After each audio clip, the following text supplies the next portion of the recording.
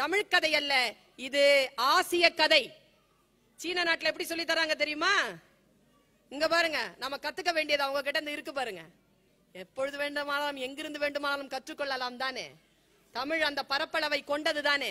அவன் கதை சொன்னான் பாருங்க. காக்கா காக்கான்னு ஒரு காக்கா இருந்தது சீன நாட்டுல. காக்காவுக்கு பசிச்சுது. பசிச்ச காக்கா என்ன தெரியுமா பண்ணுச்சு? நேரா போய் பாட்டி கிட்ட உக்காந்துச்சு. அந்த பாட்டியும் வடை தான் சுட்டா. போய் உக்காந்து அந்த பாட்டி கிட்ட, காக்கா பாட்டி எனக்கு பசிக்குது, ஒரு வடை குடுன்னு கேட்டுச்சு. கதை எப்படி கொண்டு போறான் பாருங்க. முதல்ல பசி, அப்புறமா அறிமுகம் செய்கிறான் நேர்மை. பாட்டி சொன்னா, இரு காக்கா, வடை சுடுறதுக்கு கஷ்டமா இருக்கு, ஈர விறகுல வச்சிருக்கேன், சுட்டுட்டு தரேன். உடனே யோசிக்குது காக்கா, நமக்கு ஹெல்ப் பண்றேன்னு சொல்ற பாட்டிக்கு நாம ஹெல்ப் பண்ணலாமே, நமக்கு தான் கூடு கட்ட தெரியுமே என்று போய் காய்ந்த சுள்ளிகளை கொண்டு வந்து போட்டது காக்கை.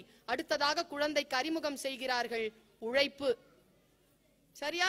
உழைத்து விட்டு காக்கை உட்கார்ந்திருக்கிறது. பாட்டி வடைய சுடுறா. மறந்துடக்கூடாது, சீன நாடு கம்யூனிச நாடு. அந்த வடை சுட்ட ஜோர்ல காக்காய மறந்துட்டா பாட்டி.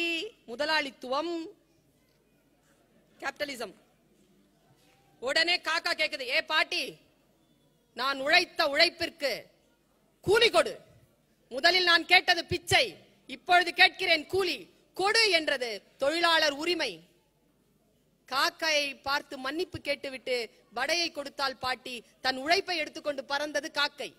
எல்லா நாடுகளிலும் ஏமாற்றுகிறவர்கள் இருப்பார்கள் தானே. நரி வந்து அந்த உழைப்பை ஏமாற்றுவதற்காக சதி செய்தது. ஏ காக்காய், நீ அழகாய் இருக்கிறாய், நல்லா பாடுவாய், நீ பாடேன் என்று கேட்டது. ஒரு வினாடி மயங்கியது காக்கை. தொழிலாளர் பலவீனம். வாயிலிருந்து வடை கீழே விழுந்தது. நம்ம கதையை முடிச்சோம்ல, அவன் பாருங்க அங்கதான் வச்சிருக்கிறான். சிலபஸே அங்கதான். குழந்தைகளுக்கான பாடம் அங்கிருந்து தொடங்குறான் பாருங்க. காக்கை வாயிலிருந்து வடையை கீழே தவற விட்டது. தொழிலாளர் பலவீனம்.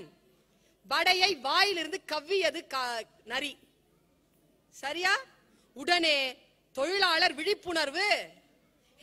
நான் உழைத்த உழைப்பை இன்னொருவன் திருடுவதா என்று அந்த காக்கை விழிப்புணர்வு கொண்டது.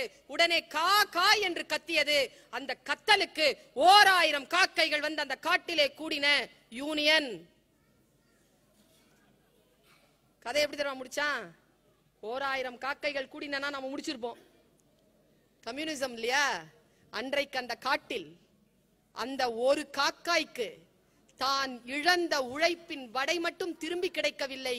அந்த தொழிலாளியை ஏமாற்ற வேண்டும் என்று நினைத்த அந்த நரி 1000 காக்கைகளுக்கு உணவானது என்று சொல்லி முடித்தான் கதையை.